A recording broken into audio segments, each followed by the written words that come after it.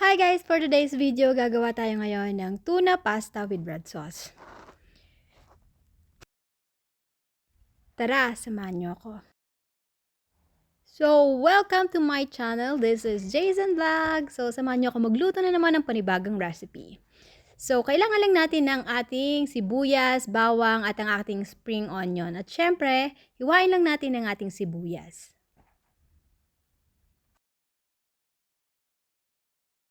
Mas gusto ko nga palang isahog ang ating tuna dahil mas mabilis itong lutuin kumpara sa meat.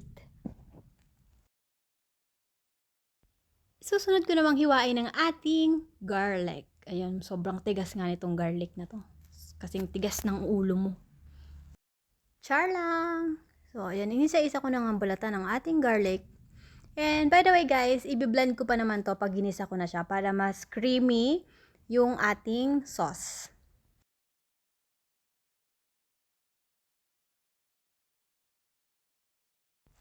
And then, susunod ko na ang hiwain ng ating spring onion. Nga pala, yung spring onion na yan, galing lang yan dun sa aking tumubong sibuyas. At kumuha na din ako ng ating basil leaves. Ayan, fresh na basil leaf from our garden. So, hiniwa ko na din siya. Yun, sobrang lalaki nga na pagkahiwa ko. Dapat maninipis lang. Then, ilalagay din natin ang ating pan sa ating lutuan. At maglalagay din ako ng konting butter para masarap. Dito ko igigisa ang ating sibuyas at bawang. Nag-add na din ako ng olive oil. And then, pag mainit na, ilagay na natin ang ating sibuyas. Gisa-gisa lang ng konti until maluto ang ating sibuyas. At isusunod na natin ilalagay ang ating bawang. Igisa din natin ito ng maigi.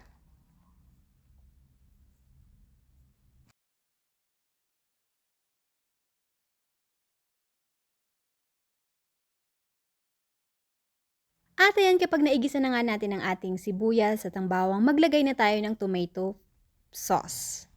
And ito nga pala yung aming ginawang tomato sauce, traditional tomato sauce, homemade. Ayan. Sarap yan guys.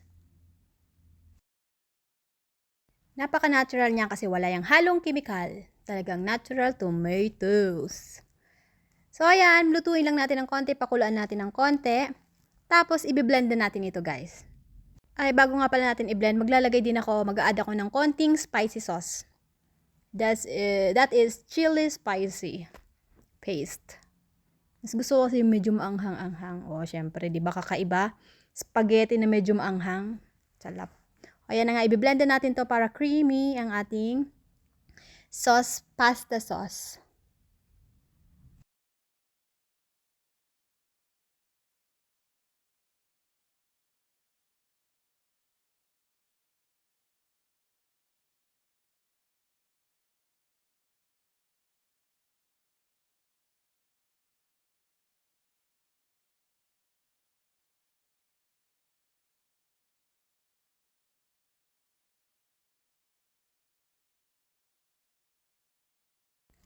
And ayan, hinayaan ko lang siyang kumulo mga 5 minutes lang guys. Hindi naman kailangan ng sobrang lutong-luto. And then, inad ko na din yung ating basil. Ito ay para sa aroma. Aroma ng ating pasta. Masarap yung basil sa pasta. Nagbibigay siya ng taste, masarap na taste at saka ng amoy. At ilalagay na natin ang ating tuna. White tuna nga pala yung aking ginamit guys. And then, syempre, maglalagay tayo ng black pepper, cinnamon, and then, ang 7 spices. Halo-halo na yan, guys. Basta. Yun na yun. Meron mabibili niyan sa mga supermarket. 7 spices ang nakalagay. Pampatanggal ng lansa ng ating tuna.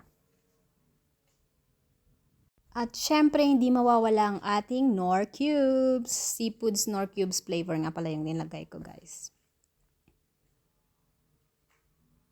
So, halu-haluin lang natin, durug-durugin ng konti yung ating tuna. And pakuluin natin to ng 5 minutes again. Ay, nag-add din nga pala ako ng powdered oregano. Yan. Mahilig tayo maglagay ng mga herbs kasi more healthy. Kailangan healthy lifestyle tayo, guys. Ayan. So, maglalagay na ako ng asin. Haluin. Leave it for 5 minutes again. And then, ayan na, medyo nangingibabaw na yung mantika or yung butter na nilagay natin. Ayan o guys, nangingibabaw na. So that means it's okay na yan. Pwede na nating ilagay ang ating pasta noodles. So ito na nga yung pasta noodles ko. Medyo malalaki yan Hindi yan yung normal size. Number 1 yata yan. Hindi ko lang sure kung anong number yung pasta na yan.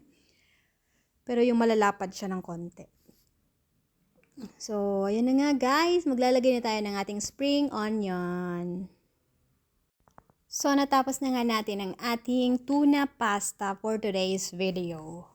So, ang sarap niya guys. Yung texture niya parang di masarap. Pero shucks, ang sarap ng lasa niya. Try it at home.